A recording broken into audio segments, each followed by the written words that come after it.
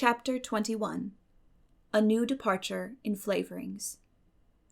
"Dear me, there is nothing but meetings and partings in this world, as Mrs. Lynde says," remarked Anne plaintively, putting her slate and books down on the kitchen table on the last day of June and wiping her red eyes with a very damp handkerchief.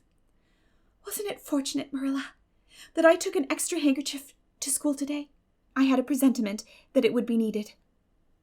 "I never thought you were so fond of Mr. Phillips that you'd require 2 handkerchiefs to dry your tears just because he was going away," said Marilla. "I don't think I was crying because I was really so very fond of him," reflected Anne. "I just cried because all the others did. It was Ruby Gillis started it. Ruby Gillis has always declared she hated Mr. Phillips, but just as soon as he got up to make his farewell speech, she burst into tears. Then all the girls began to cry, one after the other.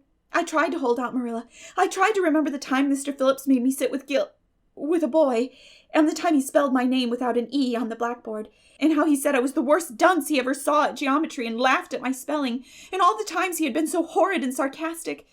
But somehow I couldn't, Marilla, and I just had to cry too. Jane Andrews has been talking for a month about how glad she'd be when Mr. Phillips went away, and she declared she'd never shed a tear. Well, she was worse than any of us, and had to borrow a handkerchief from her brother, and of course the boys didn't cry, because she hadn't brought one of her own, not expecting to need it. Oh, Marilla, it was heartrending. Mr. Phillips made such a beautiful farewell speech beginning, 'The time has come for us to part.' It was very affecting, and he had tears in his eyes too, Marilla. Oh, I felt dreadfully sorry and remorseful for all the times I'd talked in school and drawn pictures of him on my slate and made fun of him and Prissy. I can tell you, I wish I'd been a model pupil like Minnie Andrews. She hadn't anything on her conscience. The girls cried all the way home from school. Carrie Sloane kept saying every few minutes, 'The time has come for us to part.' And that would start us off again whenever we were in any danger of cheering up. I do feel dreadfully sad, Marilla. But one can't feel quite in the depths of despair with 2 months' vacation before them, can they, Marilla? And besides, we met the new minister and his wife coming from the station. For all I was feeling so bad about Mr. Phillips going away, I couldn't help taking a little interest in a new minister, could I? His wife is very pretty. Not exactly regally lovely. Of course, it wouldn't do, I suppose, for a minister to have a regally lovely wife, because it might set a bad example. Mrs. Lynde says the minister's wife over at Newbridge sets a very bad example because she dresses so fashionably. Our new minister's wife was dressed in blue muslin with lovely puffed sleeves and a hat trimmed with roses. Jane Andrews said she thought puffed sleeves were too worldly for a minister's wife, but I didn't make any such uncharitable remark, Marilla, because I know what it is to long for puffed sleeves. Besides, she's only been a minister's wife for a little while, so one should make allowances, shouldn't they? They are going to board with Mrs. Lynde until the manse is ready." If Marilla, in going down to Mrs. Lynde's that evening, was actuated by any motive save her avowed one of returning the quilting frames she had borrowed the preceding winter, it was an amiable weakness shared by most of the Avonlea people. Many a thing Mrs. Lynde had lent, sometimes never expecting to see it again, came home that night in charge of the borrowers thereof. A new minister, and moreover a minister with a wife, was a lawful object of curiosity in a quiet little country settlement where sensations were few and far between. Old Mr. Bentley, the minister whom Anne had found lacking in imagination, had been pastor of Avonlea for 18 years. He was a widower when he came, and a widower he remained, despite the fact that gossip regularly married him to this, that, or the other one every year of his sojourn. In the preceding February he had resigned his charge and departed amid the regrets of his people, most of whom had the affection born of long intercourse for their good old minister, in spite of his shortcomings as an orator. Since then, the Avonlea church had enjoyed a variety of religious dissipation in listening to the many and various candidates and supplies who came Sunday after Sunday to preach on trial.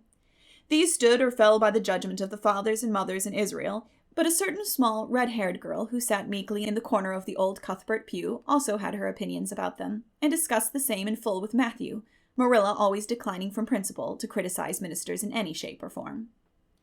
"I don't think Mr. Smith would have done, Matthew," said Anne's final summing up. "Mrs. Lynde says his delivery was so poor, but I think his worst fault was just like Mr. Bentley's. He had no imagination. And Mr. Terry had too much. He let it run away with him, just as I did mine in the matter of the haunted wood. Besides, Mrs. Lynde says his theology wasn't sound. Mr. Gresham was a very good man and a very religious man, but he told too many funny stories and made the people laugh in church. He was undignified, and you must have some dignity about a minister, mustn't you, Matthew?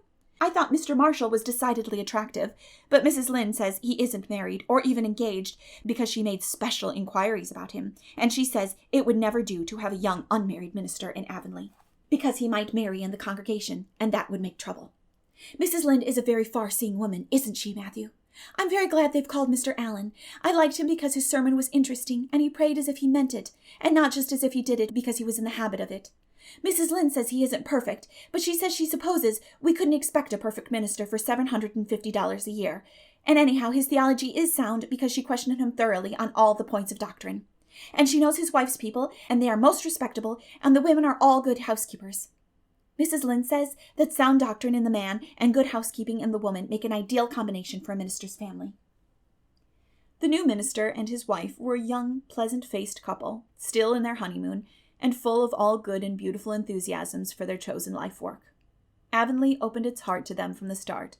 Old and young liked the frank, cheerful young man with his high ideals, and the bright, gentle little lady who assumed the mistressship of the manse. With Mrs. Allen, Anne fell promptly and wholeheartedly in love. She had discovered another kindred spirit. "Mrs. Allen is perfectly lovely," she announced one Sunday afternoon. "She's taken our class, and she's a splendid teacher. She said right away she didn't think it was fair for the teacher to ask all the questions, and you know, Marilla, that is exactly what I've always thought. She said we could ask her any questions we liked, and I asked ever so many. I'm good at asking questions, Marilla." "I believe you," was Marilla's emphatic comment. "Nobody else asked any except Ruby Gillis, and she asked if there was to be a Sunday school picnic this summer. I didn't think it was a very proper question to ask because it hadn't any connection with the lesson. The lesson was about Daniel in the lion's den, but Mrs. Allen just smiled and said she thought there would be. Mrs. Allen has a lovely smile. She has such exquisite dimples in her cheeks. I wish I had dimples in my cheeks, Marilla. I'm not half so skinny as I was when I came here, but I have no dimples yet. If I had, perhaps I could influence people for good. Mrs. Allen said we ought always to try to influence other people for good. She talked so nice about everything. I never knew before that religion was such a cheerful thing. I always thought it was kind of melancholy. But Mrs. Allen's isn't, and I'd like to be a Christian if I could be one like her. I wouldn't want to be one like Mr. Superintendent Bell." "It's very naughty of you to speak so about Mr. Bell," said Marilla severely. "Mr. Bell is a real good man." "Oh, of course he's good," agreed Anne, "but he doesn't seem to get any comfort out of it. If I could be good, I'd dance and sing all day because I was glad of it. I suppose Mrs. Allen is too old to dance and sing, and of course it wouldn't be dignified in a minister's wife, but I can just feel she's glad she's a Christian, and that she'd be one even if she could get to heaven without it." "I suppose we must have Mr. and Mrs. Allen up to tea some day soon," said Marilla reflectively. "They've been most everywhere but here. Let me see. Next Wednesday would be a good time to have them. But don't say a word to Matthew about it, for if he knew they were coming, he'd find some excuse to be away that day. He'd got so used to Mr. Bentley he didn't mind him, but he's going to find it hard to get acquainted with a new minister, and a new minister's wife will frighten him to death." "I'll be as secret as the dead," assured Anne. "But oh, Marilla, will you let me make a cake for the occasion? I'd love to do something for Mrs. Allen, and you know I can make a pretty good cake by this time." "You can make a layer cake," promised Marilla. Monday and Tuesday, great preparations went on at Green Gables. Having the minister and his wife to tea was a serious and important undertaking, and Marilla was determined not to be eclipsed by any of the Avonlea housekeepers. Anne was wild with excitement and delight. She talked it all over with Diana Tuesday night in the twilight as they sat on the big red stones by the Dryad's Bubble and made rainbows in the water with little twigs dipped in fir balsam. "Everything is ready, Diana, except my cake, which I'm to make in the morning, and the baking powder biscuits, which Marilla will make just before tea time. I assure you, Diana, that Marilla and I have had a busy 2 days of it. It's such a responsibility having a minister's family to tea. I never went through such an experience before. You should just see our pantry. It's a sight to behold. We're going to have jellied chicken and cold tongue. We're to have 2 kinds of jelly, red and yellow, and whipped cream and lemon pie and cherry pie and 3 kinds of cookies and fruit cake, and Marilla's famous yellow plum preserves that she keeps especially for ministers, and pound cake and layer cake and biscuits as aforesaid, and new bread and old both, in case the minister is dyspeptic and can't eat new. Mrs. Lynde says ministers mostly are dyspeptic, but I don't think Mr. Allen has been a minister long enough for it to have had a bad effect on him. I just grow cold when I think of my layer cake.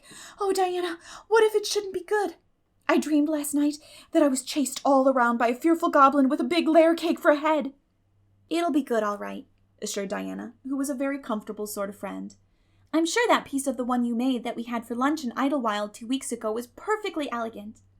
Yes, but cakes have such a terrible habit of turning out bad, just when you especially want them to be good, sighed Anne, setting a particularly well-balsamed twig afloat. However, I suppose I shall just have to trust to Providence and be careful to put in the flour. Oh, look, Diana, what a lovely rainbow! Do you suppose the dryad will come out after we go away and take it for a scarf? You know there is no such thing as a dryad, said Diana. Diana's mother had found out about the haunted wood and had been decidedly angry over it. As a result, Diana had abstained from any further imitative flights of imagination and did not think it prudent to cultivate a spirit of belief even in harmless dryads. But it's so easy to imagine there is, said Anne. Every night before I go to bed, I look out of my window and wonder if the dryad is really sitting here, combing her locks with a spring for a mirror. Sometimes I look for her footprints in the dew in the morning. Oh, Diana, don't give up your faith in the dryad. Wednesday morning came.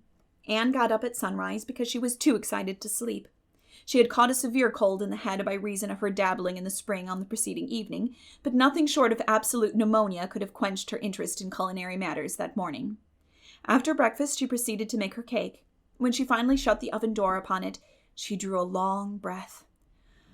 Oh, I'm sure I haven't forgotten anything this time, Marilla. But do you think it will rise? Just suppose perhaps the baking powder isn't good. I used it out of the new can, and Mrs. Lynde says you can never be sure of getting good baking powder nowadays, when everything is so adulterated. Mrs. Lynde says the government ought to take the matter up, but she says we'll never see the day when a Tory government will do it. Marilla, what if that cake doesn't rise? We'll have plenty without it, was Marilla's unimpassioned way of looking at the subject. The cake did rise, however, and came out of the oven as light and feathery as golden foam. Anne flushed with delight, clapped it together with layers of ruby jelly, and, in imagination, saw Mrs. Allen eating and possibly asking for another piece. You'll be using the best tea set, of course, Marilla, she said. Can I fix up the table with ferns and wild roses? I think that's all nonsense, sniffed Marilla. In my opinion, it's the eatables that matter and not flummery decorations. Mrs. Barry had her table decorated, said Anne, who was not entirely guiltless of the wisdom of the serpent. And the minister paid her an elegant compliment. He said it was a feast for the eye as well as the palate. Well, do as you like, said Marilla, who was quite determined not to be surpassed by Mrs. Barry or anybody else. Only mind you leave enough room for the dishes and the food. Anne laid herself out to decorate in a manner and after a fashion that should leave Mrs. Barry's nowhere. Having abundance of roses and ferns and a very artistic taste of her own, she made that tea table such a thing of beauty that when the minister and his wife sat down to it, they exclaimed in chorus over its loveliness. It's Anne's doing, said Marilla, grimly just, and Anne felt that Mrs. Allen's approving smile was almost too much happiness for this world. Matthew was there, having been inveigled into the party only goodness and Anne knew how. He had been in such a state of shyness and nervousness that Marilla had given him up in despair, but Anne took him in hand so successfully that he now sat at the table in his best clothes and white collar and talked to the minister not uninterestingly. He never said a word to Mrs. Allen, but that perhaps was not to be expected. All went merry as a marriage bell until Anne's layer cake was passed. Mrs. Allen, having already been helped to a bewildering variety, declined it. But Marilla, seeing the disappointment on Anne's face, said smilingly, "Oh, you must take a piece of this, Mrs. Allen. Anne made it on purpose for you." "In that case, I must sample it," laughed Mrs. Allen, helping herself to a plump triangle, as did also the minister and Marilla. Mrs. Allen took a mouthful of hers, and a most peculiar expression crossed her face. Not a word did she say, however, but steadily ate away at it. Marilla saw the expression and hastened to taste the cake. "Anne Shirley!" she exclaimed. "What on earth did you put into that cake?" "Nothing but what the recipe said, Marilla," cried Anne with a look of anguish. "Oh, isn't it all right?" "All right? It's simply horrible. Mrs. Allen, don't try to eat it. Anne, taste it yourself. What flavoring did you use?" "Vanilla," said Anne, her face scarlet with mortification after tasting the cake. "Only vanilla. Oh, Marilla, it must have been the baking powder. I had my suspicions of that baking powder fiddlesticks. Go and bring me the bottle of vanilla you used." Anne fled to the pantry and returned with a small bottle partially filled with a brown liquid and labeled yellowly, "Best Vanilla." Marilla took it, uncorked it, smelled it. Mercy on us, Anne! You flavored that cake with anodyne liniment. I broke the liniment bottle last week and poured what was left into an old empty vanilla bottle. I suppose it's partly my fault. I should have warned you, but for pity's sake, why couldn't you have smelled it? Anne dissolved into tears under this double disgrace. I couldn't. I had such a cold. And with this she fairly fled to the gable chamber, where she cast herself on the bed and wept as one who refuses to be comforted. Presently, a light step sounded on the stairs, and somebody entered the room. "Oh, Marilla," sobbed Anne without looking up. "I'm disgraced forever. I shall never be able to live this down. It will get out. Things always do get out in Avonlea. Diana will ask me how my cake turned out, and I shall have to tell her the truth. I shall always be pointed at as the girl who flavored a cake with anodyne liniment. The boys in school will never get over laughing at it. Oh, Marilla, if you have a spark of Christian pity, don't tell me that I must go down and wash the dishes after this. I'll wash them when the minister and his wife are gone, but I cannot ever look Mrs. Allen in the face again. Perhaps she'll think I tried to poison her. Mrs. Lynde says she knows an orphan girl who tried to poison her benefactor, but the liniment isn't poisonous. It's meant to be taken internally, although not in cakes. Won't you tell Mrs. Allen so, Marilla?" "Suppose you jump up and tell her so yourself," said a merry voice. Anne flew up to find Mrs. Allen standing by her bed, surveying her with laughing eyes. "My dear little girl, you mustn't cry like this," she said, genuinely disturbed by Anne's tragic face. "Why, it's all just a funny mistake that anybody might make."